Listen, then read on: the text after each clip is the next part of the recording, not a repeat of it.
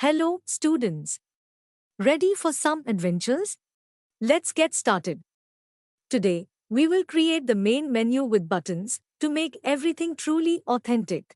First, select the background and camera, copy them using the Shift D shortcut, and move them along the y-axis by 2 units. Now, rename the camera to Main Menu Camera. Similarly, rename the new background to Main Menu BG. Go to the shader editor, copy the material, and rename it to Main Menu BG. Now, go to the object settings, disable all logic branches, and delete all variables. Set the 3D cursor to the center of the new background. To do this, you can select it, go into edit mode, select everything with the A key, press Shift S, and then choose to return to object mode. Create a plane. Raise it so that it doesn't intersect with the background. Let's assign a height of 2 tens for the buttons. Now, let's specify the exact size for the button. In the right panel, in the Dimensions section, enter values of 5 tens along the x-axis and 1500ths along the y-axis. Don't forget to apply the scale. Let's rename the object to Play Button. Create a new material and name it Main Menu Button. As usual, replace the shader with Armory PBR. Increase the emission slider to 1. In the Assets folder, find the file Main Menu Buttons mask. Drag it into the shader editor. Set the color space parameter to non-color for the color and connect it to the opacity channel. We will use this texture as a transparency mask. Choose the color in the Armory PBR block. Just don't forget to switch the material settings to Alpha Clip. Now, let's adjust the UV mapping. We need to add the word play to the object. Go to the UV Editing tab. Scale the island down to half its size along the y-axis. Return to the Layout tab. Copy the button and move it below. Rename it to Exit Button. Again, go to the UV editor. Select the island and move it down. You can hold down the Control key to use snapping. Return to the Layout tab. Now, let's add the game title. Press Shift A and create a text object. In the text settings, change horizontal alignment to center. In the font section, you can change the font, just like on the buttons. I'll choose Agency FB Regular. It looks very similar. Perhaps it's the same one. Raise the text along the z-axis by 2 tens. Press Tab, delete all the letters, and type the game title, Asteroids. Scale the text to an acceptable size and apply the scale. Create a separate material for it. And name it Main Menu Text. Assign the same color as the buttons. Now, let's set it up so that when the game loads, it initially takes us to this scene. To start the game, we need to press the Start button. Go to the Logic Node Editor and open the Game Init Logic branch. This branch is attached to the Game BG object and starts with an on-init block. Right after the background appears, we load the spaceship, health bar, and score. Break this connection. Now, when the background loads, we should switch the camera to Main Menu Camera. To do this, let's grab a Set Camera Active block, and in the Camera field, enter the name of the desired camera, Main Menu Camera. Now, after launching the game, we see our main menu. To remove the semi-transparency from the buttons, go to the Material Settings and check the Alpha Test box. Now, let's think about how to get into the game scene. All we need to do is track the press of the Start button. I suggest creating a separate logic branch for the main menu. Let's name it Main Menu. Immediately attach it to the Main Menu BG object.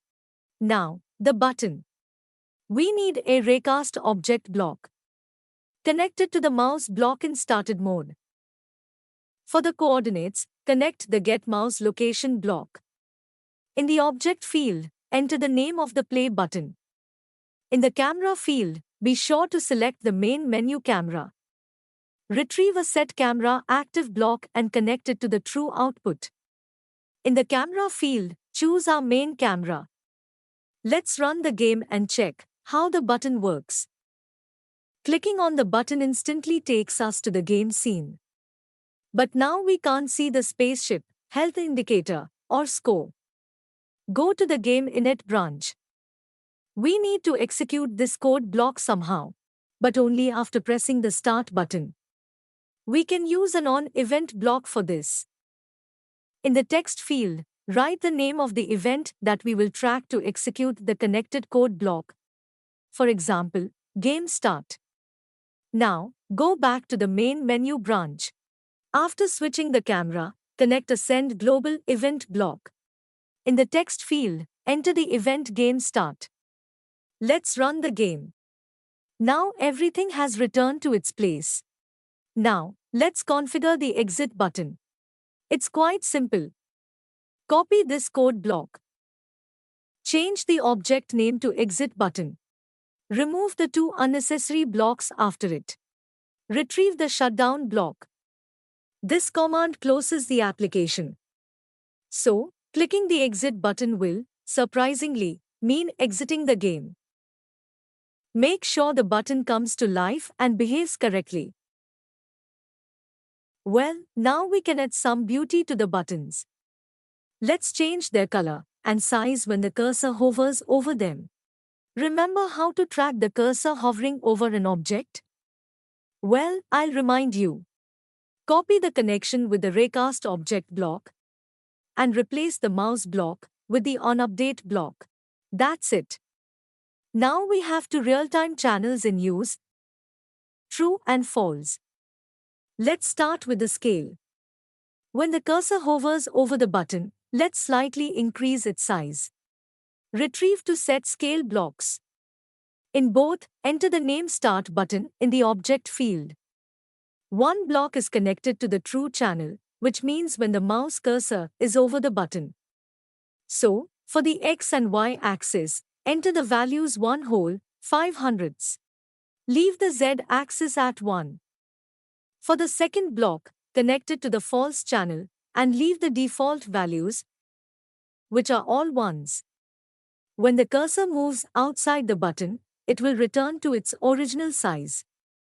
You can go ahead and run the game just to make sure it works as intended. Great, everything is going according to plan. Now, let's work on changing the color. First, go back to the shader editor, select the button, and add an RGB node to the material. Copy the button's color into it and connect it to the base color input. Now, in the right panel, on the Armory tab, activate the parameter checkbox.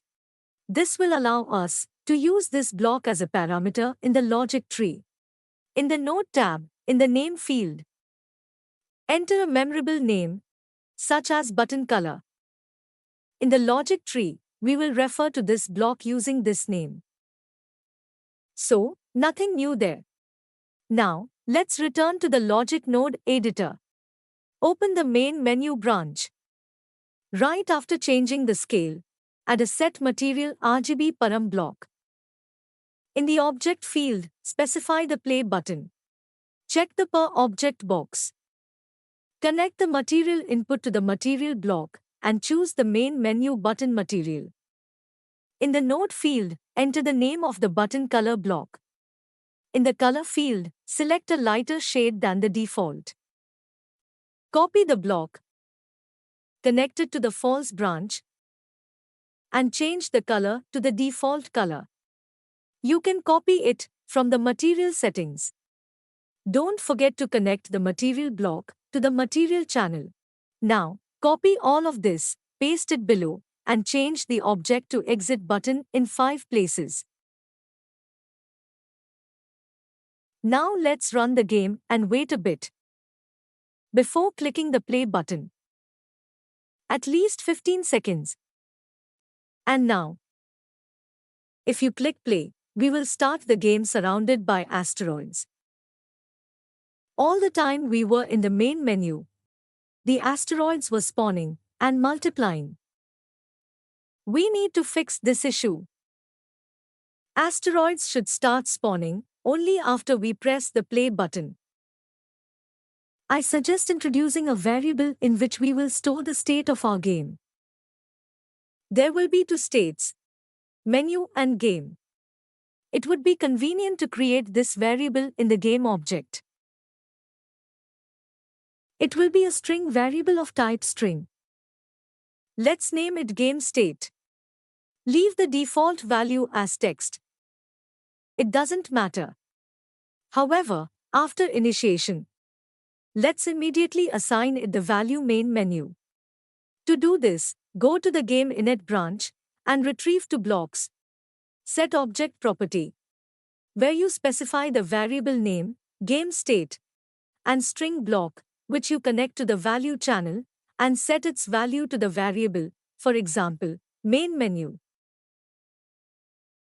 So, when the game loads, our game is in the main menu state. Now we need to change this state. When transitioning from the menu to the game, when pressing the play button, we can do this right here. Immediately after the game start event, as this event is activated immediately after pressing the play button. Copy these two blocks there, connect them, and change the variable's value to play. Now we can use this variable, for example, in the rock spawn branch. Currently, our asteroids spawn using a timer block. Let's add one more condition. Asteroids will still spawn every 2 seconds, but only if the game state variable is equal to play. Add a gate block and check the variable's value using getObject property and string blocks.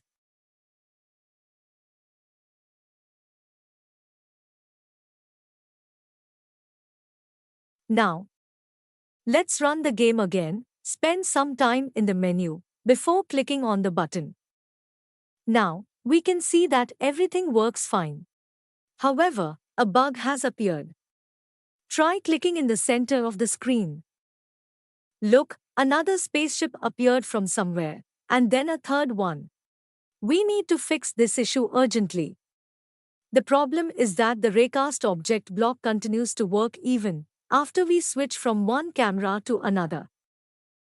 And the cursor coordinates for both cameras are the same. All we need to do is add one more condition. The buttons should only trigger if the game state variable is equal to main menu.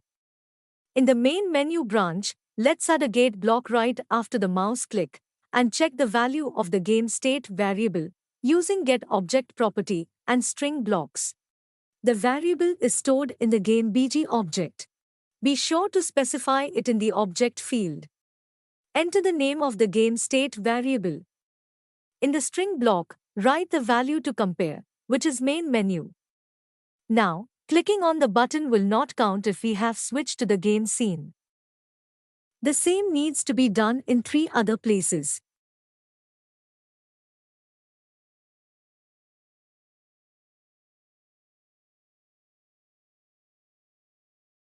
If you want to optimize the code, you can remove duplicate blocks and distribute the results of the checks in 4 places.